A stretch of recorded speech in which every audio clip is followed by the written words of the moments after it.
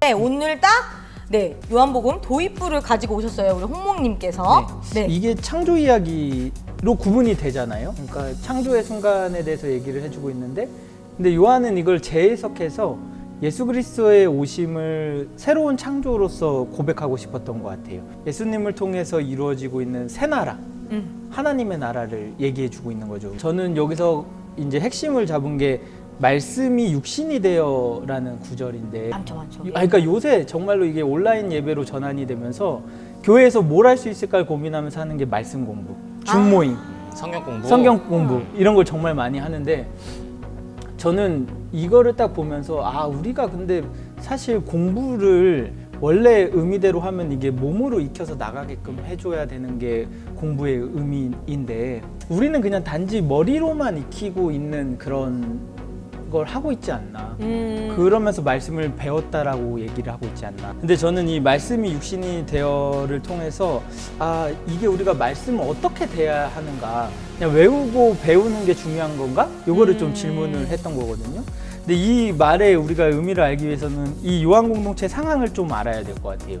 이 요한 공동체는 영지주의라는, 그 당시에도 이단으로 이제 여겨지기 시작했을 텐데, 영지주의의 공격을 받고 있었어요. 근데 영지주의의 대표적인 특징은 뭐냐면 이원론이거든요. 그러니까 이 사람들은 뭐든지 두 개로 나눠요. 뭐 천국, 지옥 뭐 이런 식으로. 선한 거, 악한 거. 선한 거, 악한 거, 그렇죠. 영적인 거, 영혼적인 거. 이렇게. 근데 대표적으로 나눈 게 이제 영육. 그러니까 영적인 것과 육적인 것. 그래서 육적인 이 물질 세계는 조금 하찮은 것, 악한 것.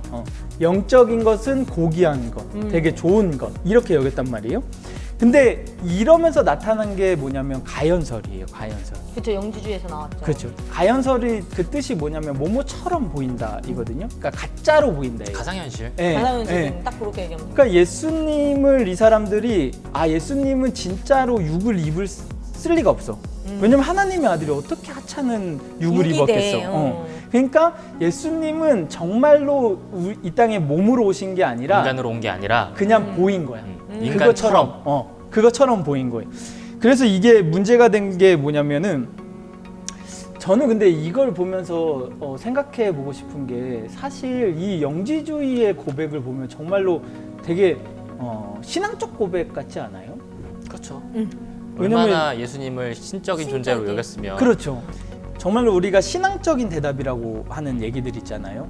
그리고 요한 공동체도 영지주의를 받아들일 수가 없었어요.